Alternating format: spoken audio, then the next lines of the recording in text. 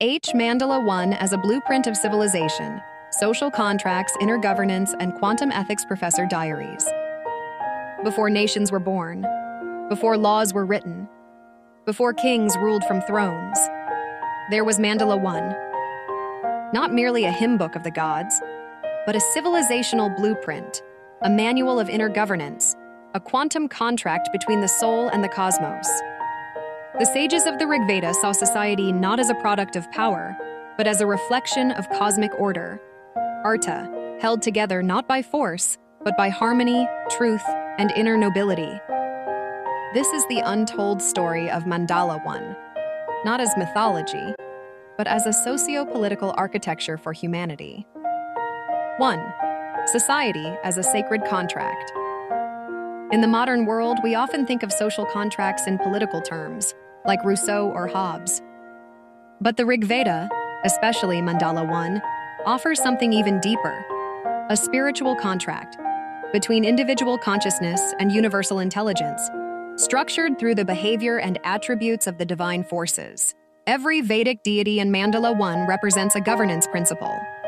Varuna as divine law, Mitra as diplomatic cooperation, Aryaman as social etiquette, and honor Indra as heroic leadership, Brihaspati as sacred speech and counsel, Vishnu as balance and continuity, Agni as the priest bridge between worlds.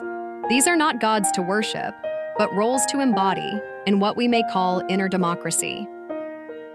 2. The governance archetypes of the deities. Let's now decode the governing system of Mandala 1 using modern political philosophy, but seen through the divine forces. This is a polycentric system, not centralized tyranny. Power flows not from a single source, but from interconnected forces of responsibility. Every citizen, every leader, every seeker is called to reflect some part of this divine constitution. 3. The concept of dharma as civilized freedom. Unlike the modern concept of law, which is imposed, the Vedic notion of dharma is self-originating. Dharma is not what you must do, but what you are aligned to become. Mandala 1 is filled with hymns that describe beings who follow their nature perfectly. The dawn that always arrives, Ushas. The fire that always rises, Agni. The wind that always moves, Vayu. The healer who arrives when called, Ashvins. This reveals a radical insight. A just society is one where every part expresses its true function. Dharma is the symmetry between inner calling and outer action.